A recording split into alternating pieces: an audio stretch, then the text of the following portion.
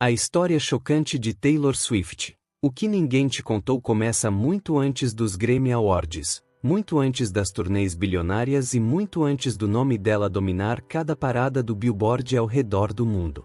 Ela começa com uma menina de 14 anos carregando uma guitarra e uma mala em direção a Nashville, decidida a conquistar uma indústria que não estava nem um pouco preparada para recebê-la.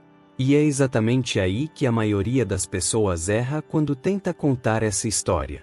E se você ainda não é inscrito nesse canal, esse é o momento certo para apertar o botão de inscrição e ativar o sininho de notificações, porque aqui a gente traz histórias como essa toda semana, contadas do jeito que elas merecem ser contadas, com profundidade, com verdade e com o respeito que cada trajetória incrível merece ter.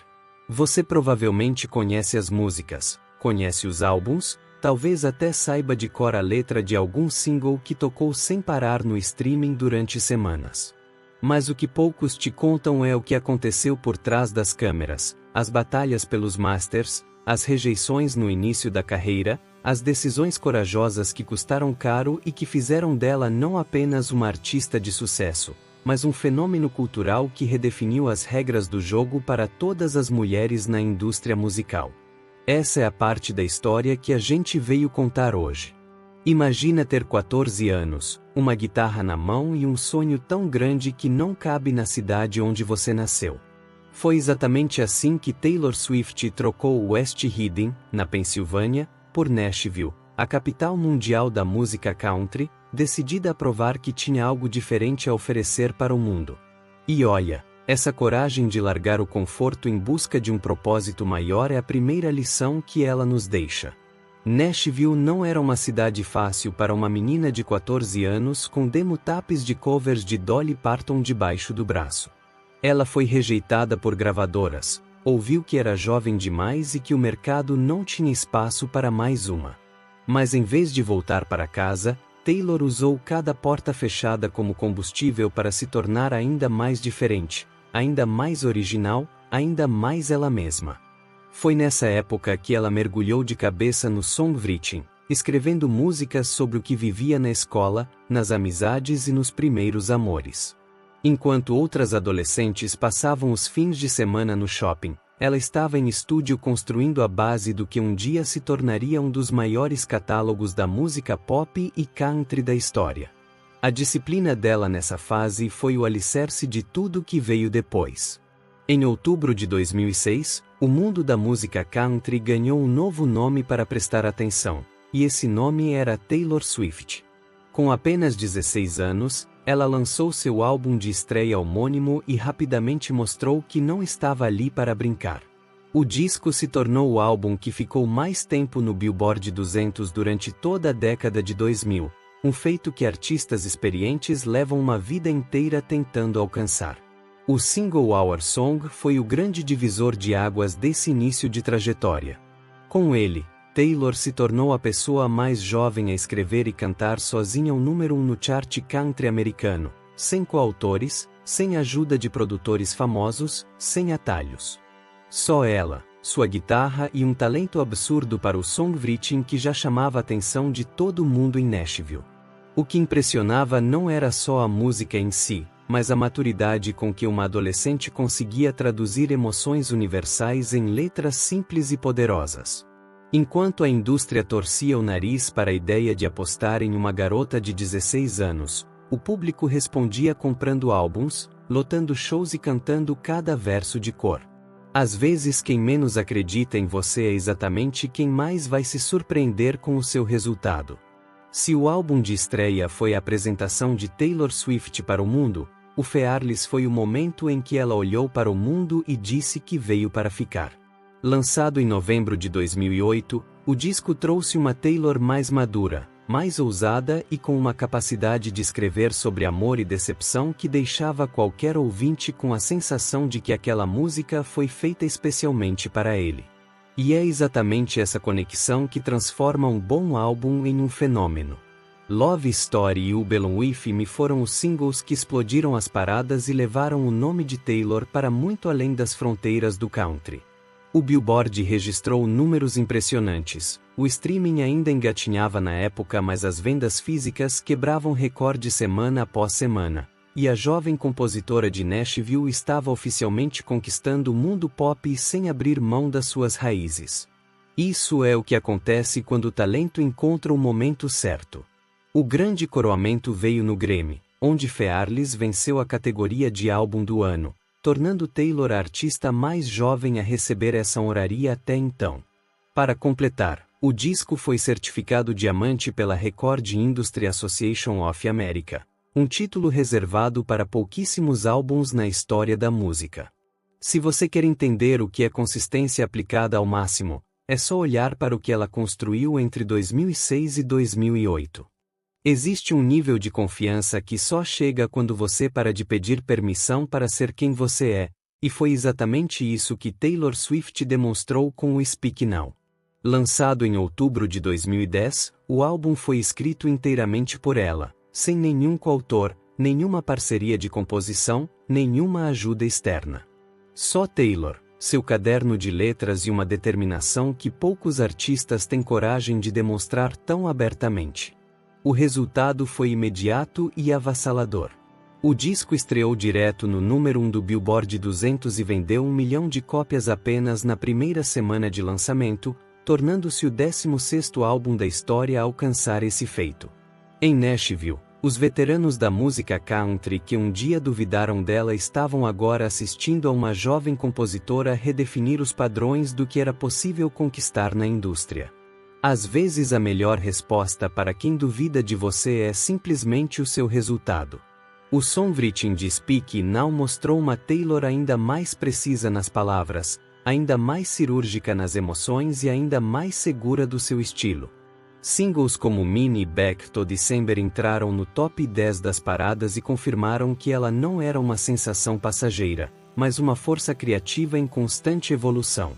E tudo isso sem abrir mão de um único verso escrito por outra pessoa, o que é raro até mesmo entre os maiores nomes da música pop e country.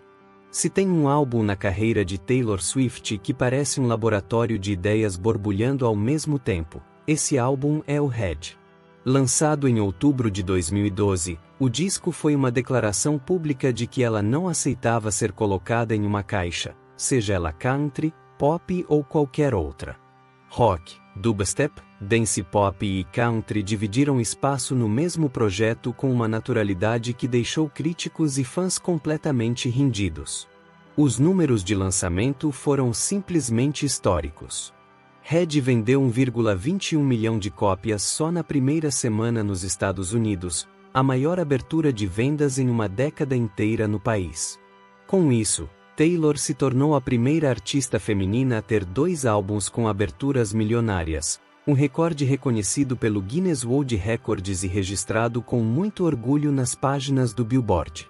E tudo isso aconteceu num momento em que o streaming ainda tentava encontrar seu espaço na indústria.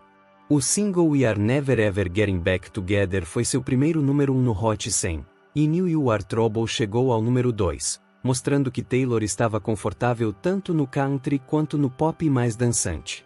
O songwriting do Red tinha uma energia diferente, mais visceral, mais corajosa, como se ela tivesse decidido colocar tudo o que sentia no papel sem filtro nenhum. E essa honestidade brutal foi exatamente o que conectou milhões de pessoas ao redor do mundo. Tem momentos na vida em que uma pessoa olha para tudo que construiu e decide que é hora de recomeçar do zero, não porque falhou, mas porque cresceu.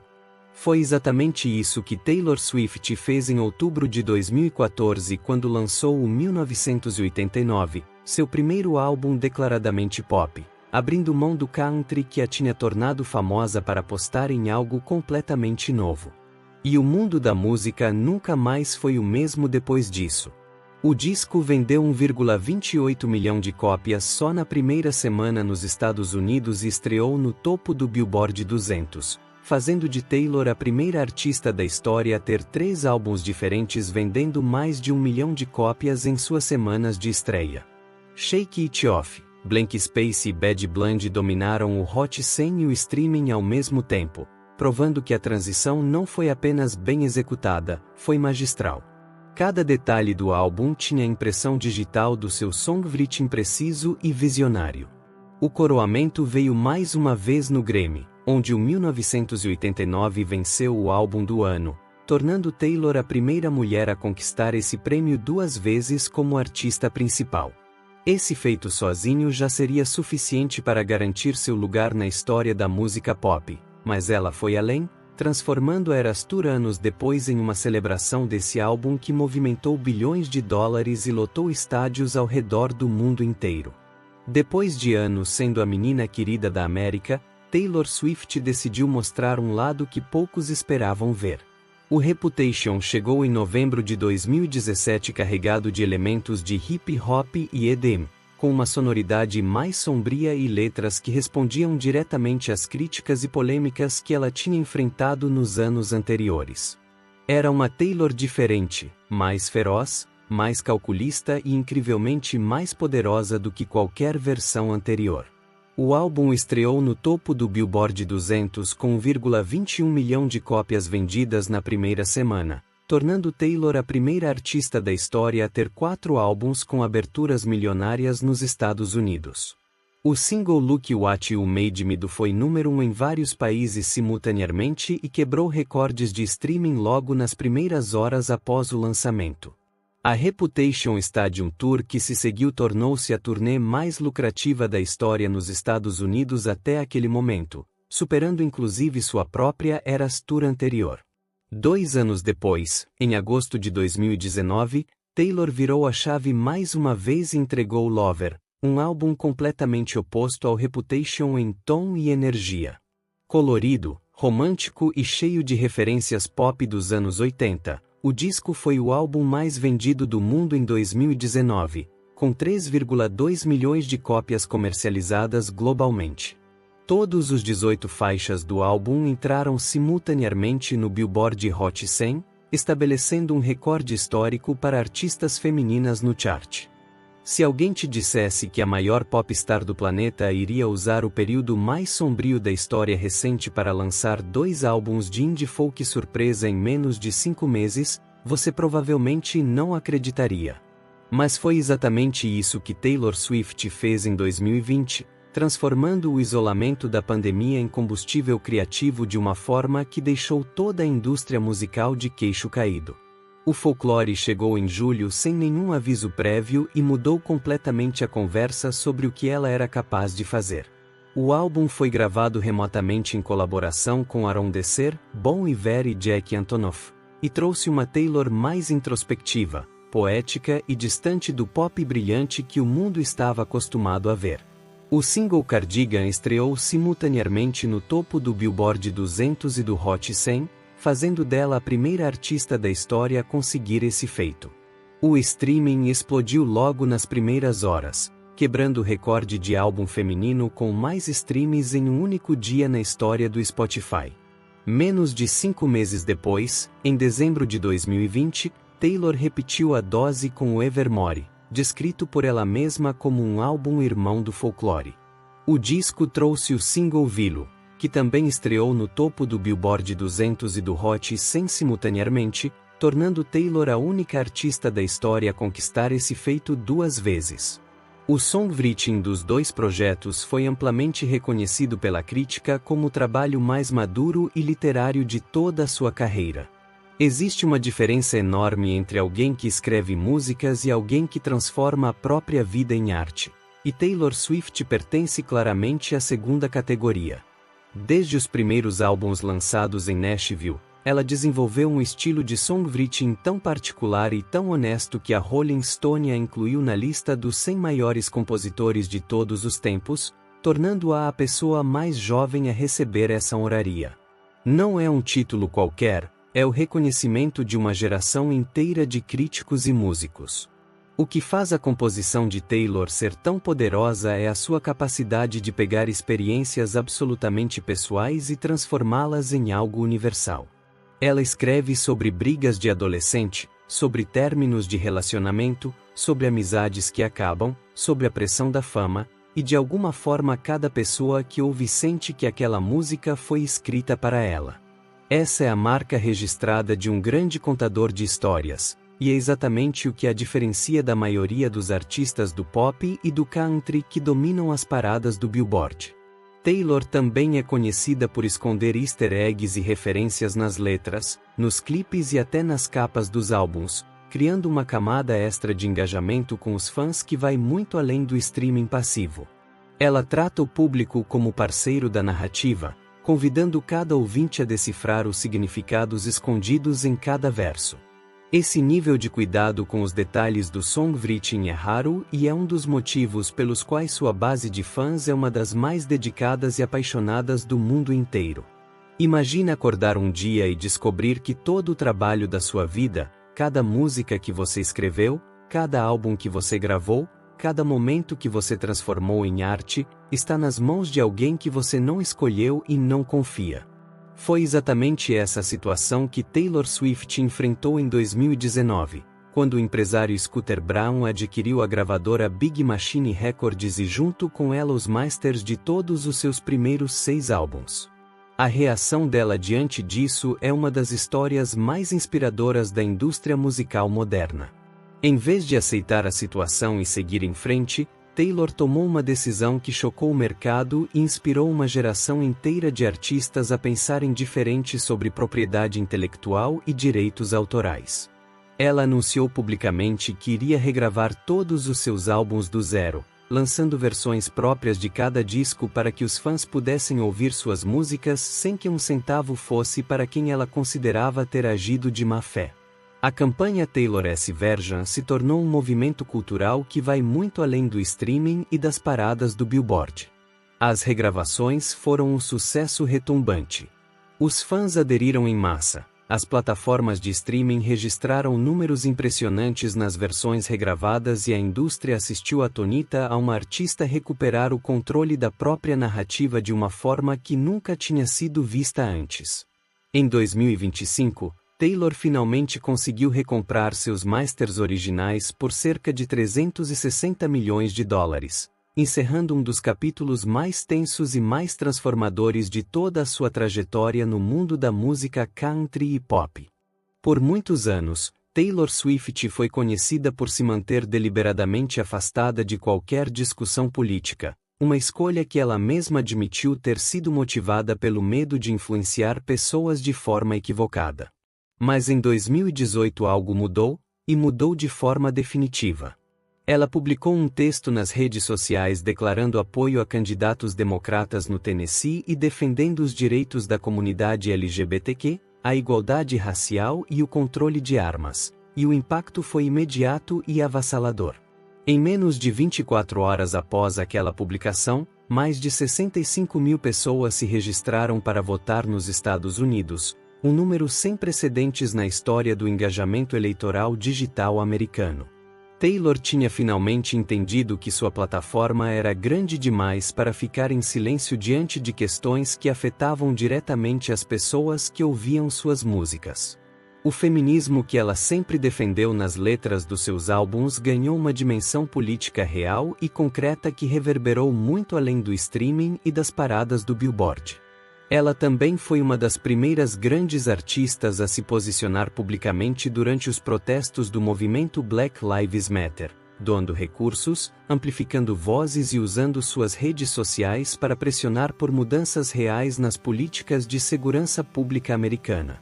Sua defesa da comunidade LGBTQ ganhou força especial com a campanha pelo Equality Act, que acumulou mais de 800 mil assinaturas após um apelo público dela. Cada posicionamento custou críticas, mas nenhum deles foi revertido ou amenizado. Se você acha que Taylor Swift é grande só pelos álbuns e pelos recordes no Billboard, espera até descobrir o tamanho do seu coração fora dos palcos. Ao longo de toda a sua carreira, ela transformou a filantropia em um estilo de vida, doando milhões para causas que vão desde a educação até o combate ao câncer. E o mais impressionante é que ela faz isso longe dos holofotes, sem precisar de aplausos para agir. Durante desastres naturais como as enchentes no Tennessee e o furacão Harvey no Texas, Taylor não ficou só postando nas redes sociais. Ela abriu o bolso de verdade, doando centenas de milhares de dólares para fundos de ajuda emergencial e se recusando a transformar isso em campanha de marketing pessoal. Enquanto muitos artistas se limitam a compartilhar links de doação, ela foi lá e fez acontecer, provando que o feminismo e a solidariedade que ela defende nas letras dos seus álbuns são valores vividos na prática todos os dias.